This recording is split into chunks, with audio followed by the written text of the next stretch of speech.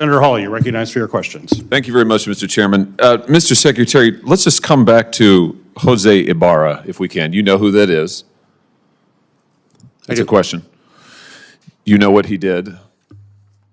I know what he's accused of doing. Which is? Murdering a young woman. And that wasn't the first crime that he committed in this country, was it?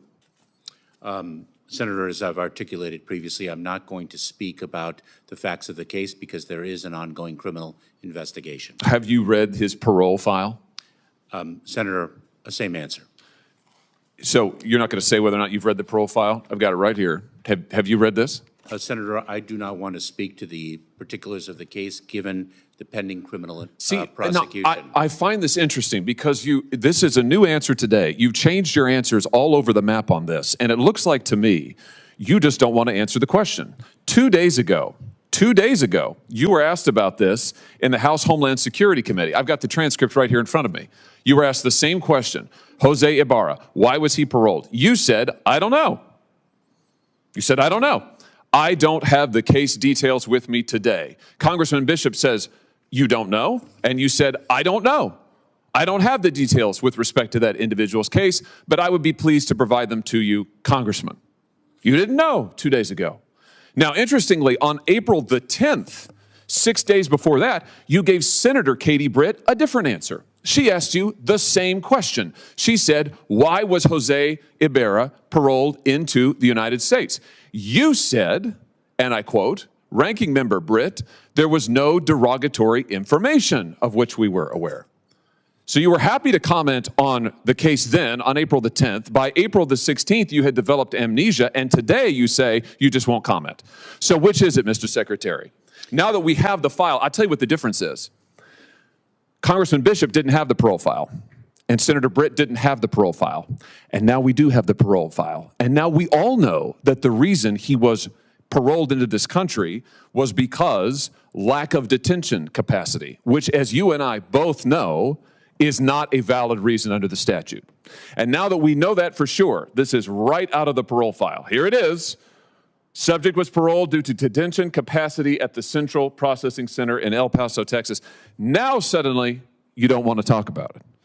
This is extraordinary. It's also a pattern with you. So let me just try one more time. Have you read the parole file? Senator, I'm going to give the same answer, and let me say it. Well, which one? Are you going to give me the answer you gave to Senator Britt? Are you going to give the answer you gave to Congressman Bishop, or the answer you gave to Senator Paul, or do you want to try a fourth one? Senator, I will not speak to the particulars of the case, given the pending criminal prosecution. Yeah, well, I'm sure. Well, you certainly, of course you don't want to, because it is an absolutely damning indictment of your policies. Let's just review Jose Ibarra, and how he came to be here. On September the 8th, 2022, he was encountered by United States Border Patrol in El Paso, Texas, and was paroled into the United States due to lack of detention capacity. A provision, a proviso, a rule that is not permitted under the statute. You and I both know you know this. You knew it when you were talking to Congressman Bishop. You knew it when you were testifying to Senator Britt, and you know it today. You just never wanted to cop to it because the statute doesn't permit it. And so you lied to Congressman Bishop and you lied to Senator Britt. And now you are hiding behind the ongoing prosecution excuse because it's the last one left to you, because you testified falsely under oath. Then on July 19th, 2023, Ibarra reports for a biometric appointment and was fingerprinted. This is now in New York. The results come back and indicate he has a criminal history. So he's in this country, he has a criminal history. September 14th, he is arrested in New York by NYPD for what? Injuring a child. September 14th, 2023, he is arrested for injuring a child. What happens? The offense was never prosecuted and the arrest was expunged. I'm reading right out of the parole file. Expunged.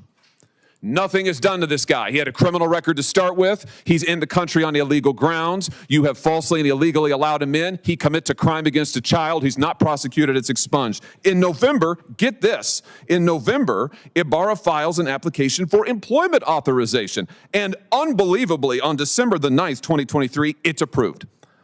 So this is your policies in action, Mr. Secretary. A criminal is permitted into this country on grounds flatly not permitted, flatly contradictory to the statute. He commits a crime against a child, and then he gets a work permit.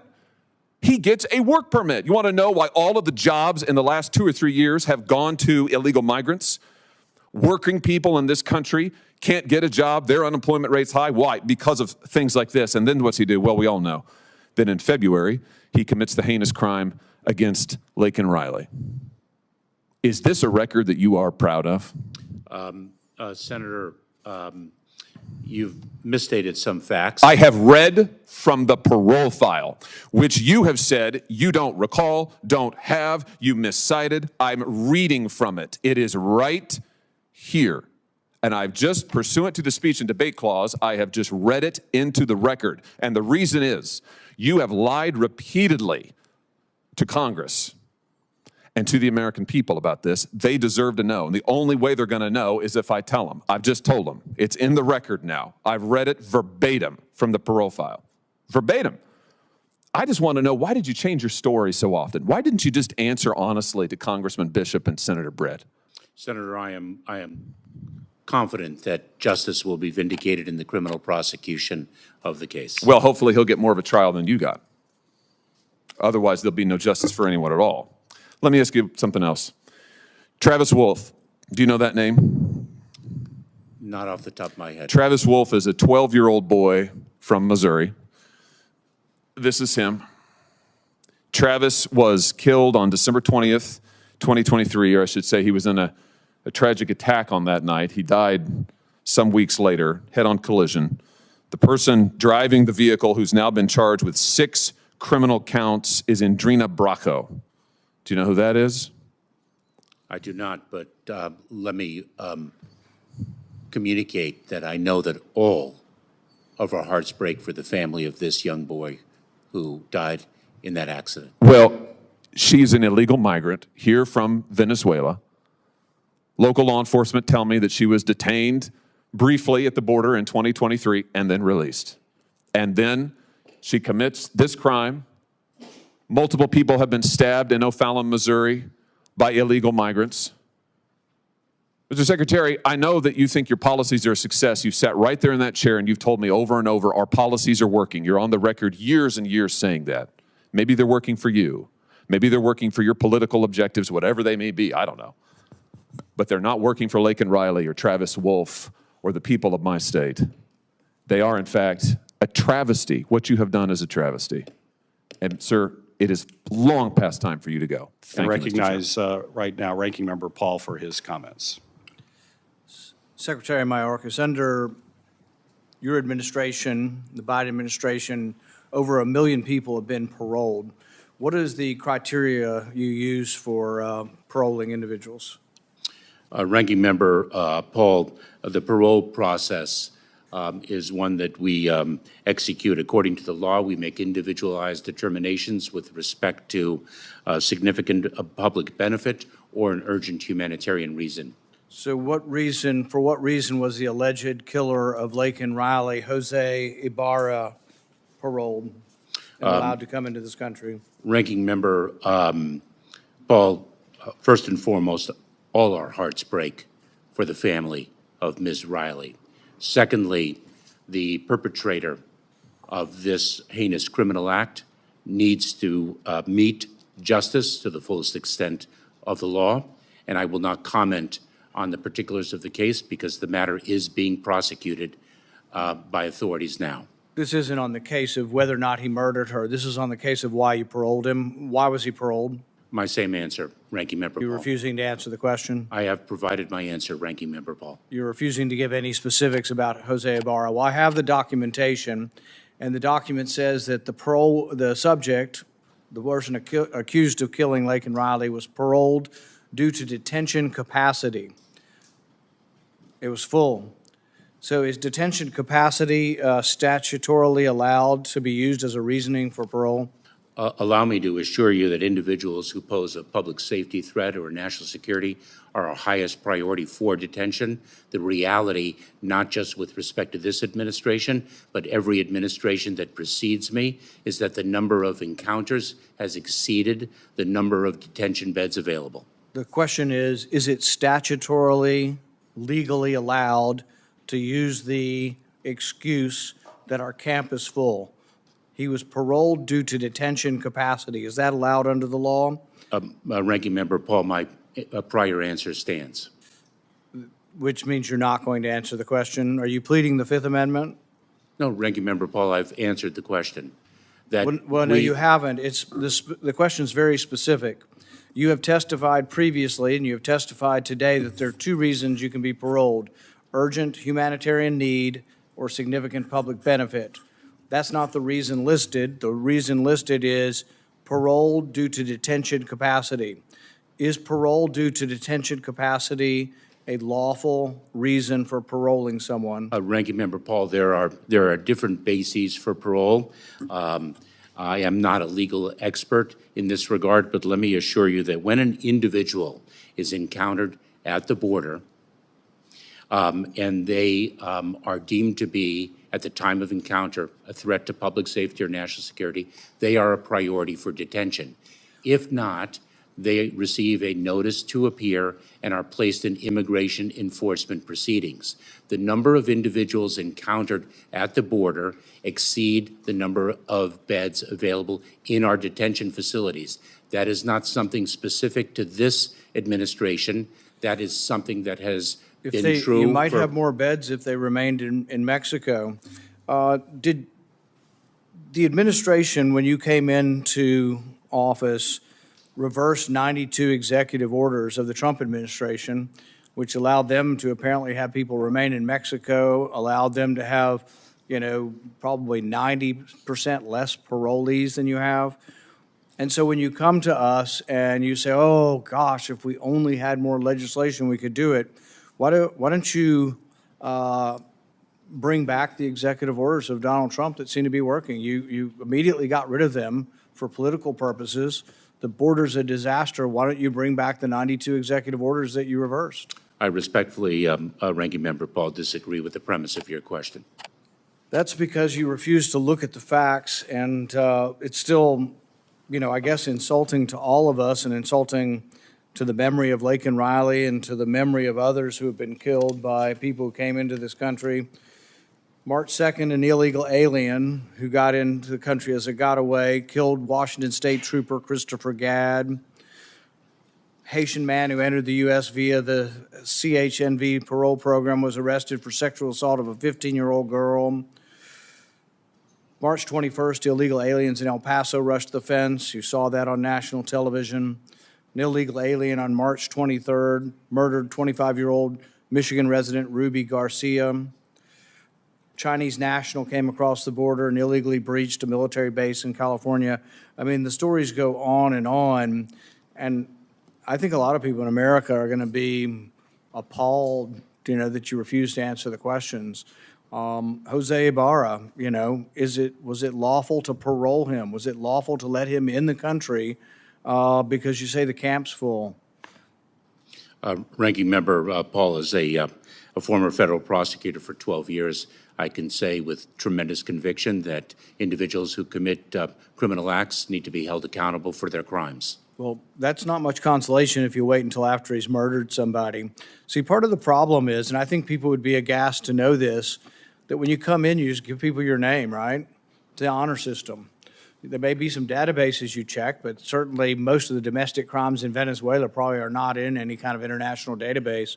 So if you waltz into the country through your generous parole programs and say, I'm John Smith from Venezuela, you have no way of ascertaining that, and you still let them go. So you say, well, we're going to make sure that they're not a violent criminal. You have no way. You look in some databases, maybe they're not in the database, but you have no way of even knowing if that's their name. Then you give them biometric, you give them, you give them fingerprints.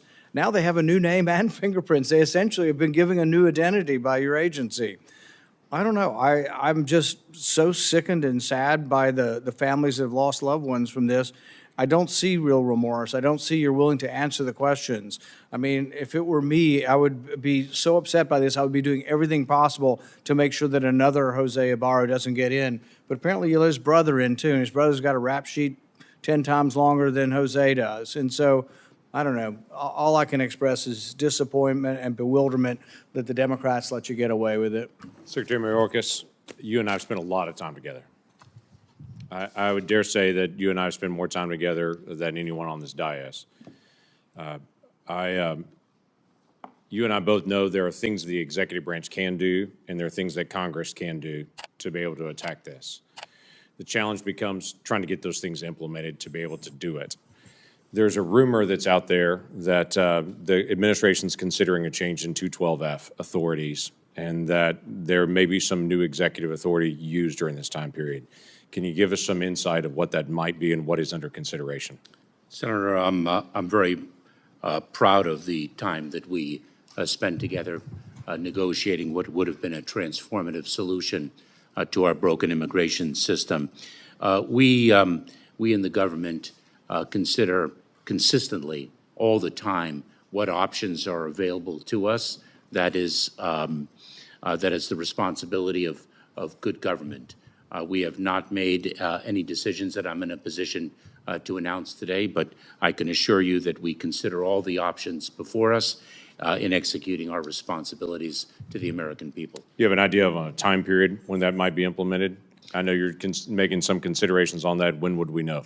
There has been no decision made yet. I don't have a time frame to present to you. There were clearly, as Senator Johnson mentioned, there are clearly differences in how President Trump enforced the border. There's also differences in how President Obama enforced the border than how it's currently being done now through the same executive authorities of things that are out there. The negotiated agreements with Guatemala, Honduras, and El Salvador at the time that President Trump had achieved, we don't have that same kind of agreement with them. I've had some Guatemalan leaders that have reached out to me and said, we want to reestablish some of those same type of agreements that are there to be able to get that. We don't have some of the same enforcement mechanisms. I know the court stepped back in and said the Remain in Mexico, the MPP, we've got to be able to reinstitute. The facility was changed on it, but the enforcement is different.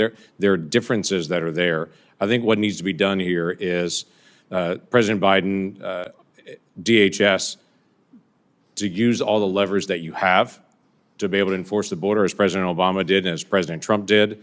This Congress also has a responsibility as well. What we had negotiated together was doubling the number of deportation flights, dramatically increasing the number of detention beds, increasing agents, increasing officers, increasing the number of immigration judges, increasing asylum officers, changing the definition of asylum so that there's a more rapid turnaround in that process, changing the process for expedited removal so that you're not hamstrung with some of the court decisions that have been made in the past. All of those things were dramatic changes that Congress needs to do. So I've been hard on members here to say we've got work that we've got to do, but you and I have had frank conversations as well to be able to say there are things that the administration can do. I encourage State Department to be more focused on recalcitrant countries and turning people around. I encourage Department of Justice to be more clear on enforcement of things that they're not doing either right now. But the frustration that you hear from the dais here is a sense that, yeah, Congress has things that we need to do, but we don't feel like State Department, DOJ, and DHS is using every tool at their resource. So I would tell you, we're eager to see the 212F and what is being determined at this point and what can be done, because this last number I saw, I think we had about 5,800 people that crossed yesterday. And so obviously that's an intolerable number for everybody on it. If I can ask a quick question as well, you and I have talked several times about special interest aliens. This is a different group out there that's been difficult to get information about. It's a group that DHS has defined for a while as folks with a potential for a national security risk. We understand there are thousands of individuals that have been designated as a special interest alien, but we can't get any information on it. This committee that has the oversight has had one briefing on it, and it was last year. That was a bipartisan briefing, and Senator Sinema and I worked for months to be able to get that one classified briefing on it. Since that briefing time, we've asked for follow-up, and we've gotten nothing on it to get details. How many special interest aliens? Where are they coming from? What are the details on those? These are folks that your team has identified as a potential national security risk. We don't know how they're being handled, but it is our understanding thousands of them are being released. Can you give us any clarity on that, and can you give us a time that we'll be able to get access to that information about those folks? Senator, I'm very disappointed to hear that you feel that we haven't provided you with the information you've requested with respect to special interest aliens. I will work with my team to ensure a briefing of those of you who are interested in this very important subject in an appropriate setting. Great. We have followed up. I have a list here of the number of requests. We've had 6 formal requests to your office just this calendar year, and every time we've not received an answer to it.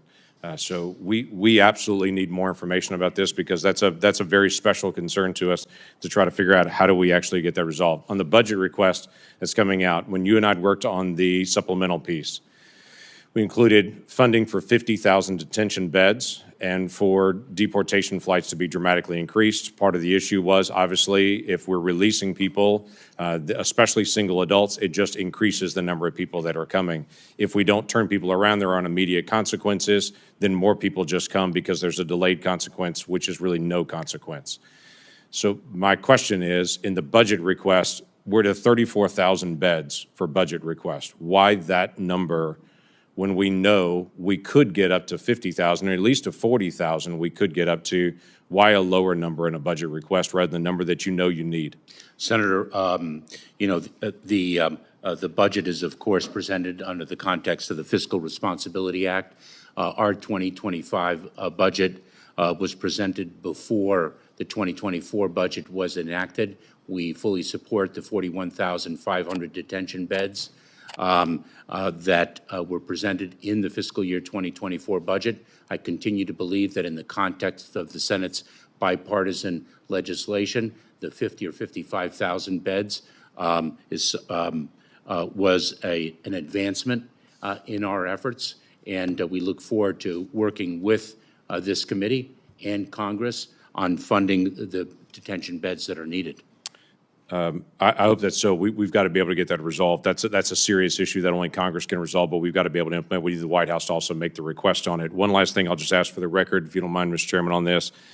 DHS Ombudsman for Citizenship and Immigration Services found this statement: the parole programs that are currently being used at our southern border that are allowing more people to come in, the parole programs require diverting funding and employee resources within USCIS from other immigration programs. We've experienced this in our office. It's become harder for legal immigration. And the Ombudsman is saying it's because some of these resources are being funneled to the border processing parole there. Love to have a statement back from your office in writing on if that's true, what's being done to be able to change it. If it's not true, why is that not true?